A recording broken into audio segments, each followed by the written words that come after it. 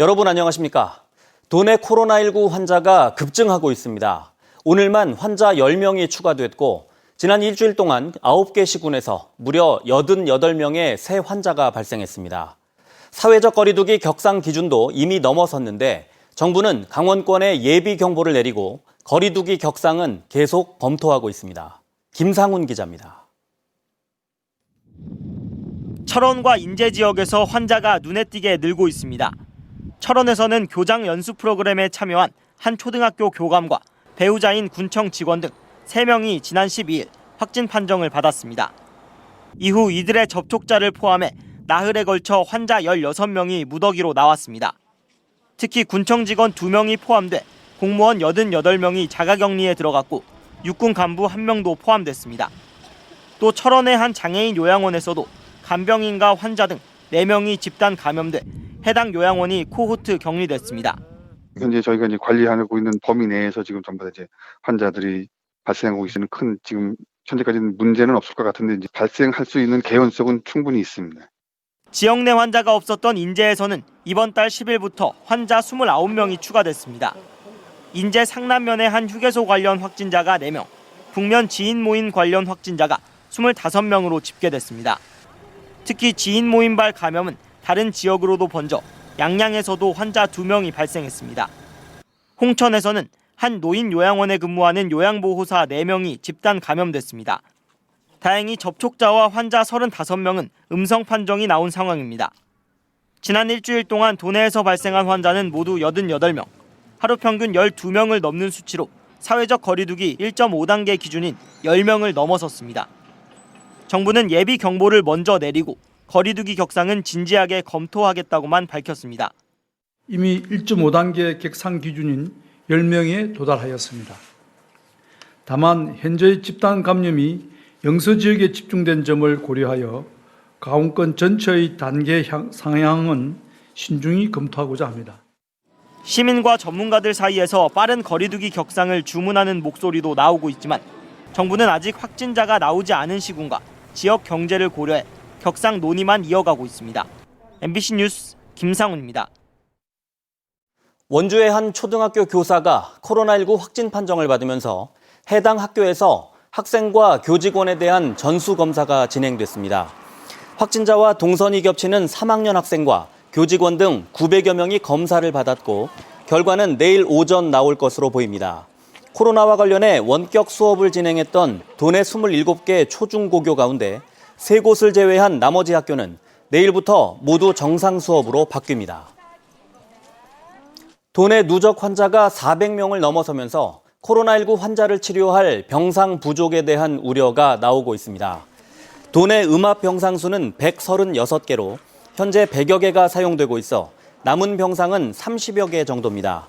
지난 12일 하루를 기준으로 도내 최다 환자인 23명이 발생했고 이후 나흘 연속 환자가 10명 이상씩 나오고 있어 병상 부족 우려가 커지고 있습니다. 강원도는 열이 없는 환자의 경우 생활치료센터에 격리할 수 있다며 도내 생활치료센터 조성 여부를 검토하고 있다고 밝혔습니다. 코로나19 확산으로 국내 겨울 축제의 원조격인 대관령 눈꽃 축제도 취소됐습니다.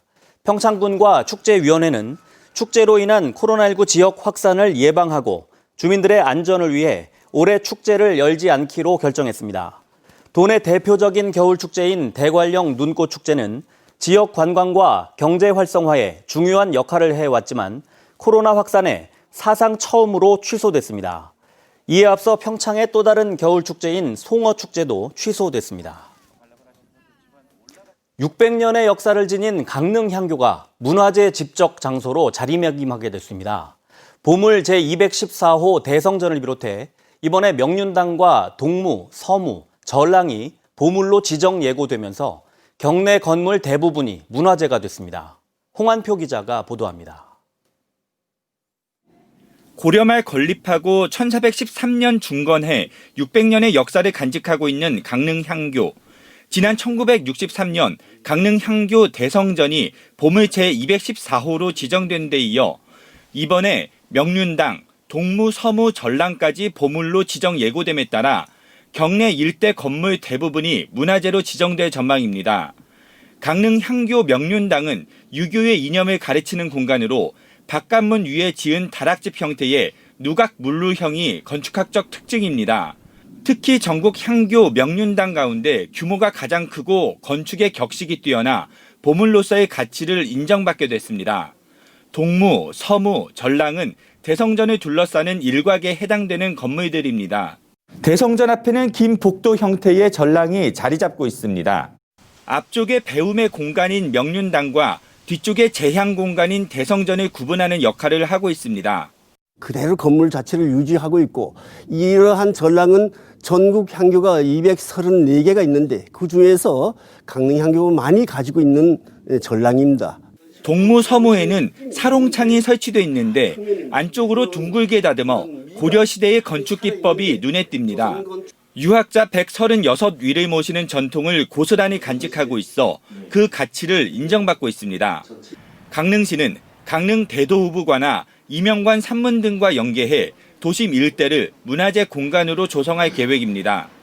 시민들과의 거기서 토론장도 열고 문화재 활용 계획도 하고 그다음에 문화재 야행도 그까지 끌어들여서 활용할 계획입니다. 강릉 향교는 고려시대에 가장 먼저 건립된 교육기관으로 우리나라 향교의 효시로 인정받고 있습니다. 강릉시는 지난해 경포대가 보물 제2046호로 지정된 데 이어 추가로 2점이 지정되는 쾌거를 얻었고 국보 1점, 보물 19점을 갖춘 문화재 중심 도시로 거듭나고 있습니다. MBC 뉴스 홍한표입니다. 주전 선수들의 줄부상으로 부진했던 프로농구 원주 DB가 선두 SK를 꺾고 한 달여 만에 11연패에서 탈출했습니다. DB는 오늘 원주 종합체육관에서 열린 SK와의 대결에서 김훈 선수가 4쿼터에만 3점 슛 3개를 성공시키는 등 외곽 슛이 폭발하며 82대 73으로 짜릿한 역전승을 거뒀습니다. 현재 4승 11패로 리그 최하위를 기록하고 있는 DB는 아시안컵 예선대회로 오는 20일부터 2주가량의 리그 휴식기가 시작됨에 따라 이 기간 팀을 재정비해 반전을 노린다는 구상입니다. 2020 디지털 아트 강릉문화재 야행이 사흘간의 일정을 마치고 폐막했습니다. 강릉문화원은 지난 12일부터 어제까지 열린 2020 디지털 아트 강릉문화재 야행에 모두 17,730명의 관람객이 다녀갔다고 밝혔습니다. 뉴스를 마칩니다. 고맙습니다.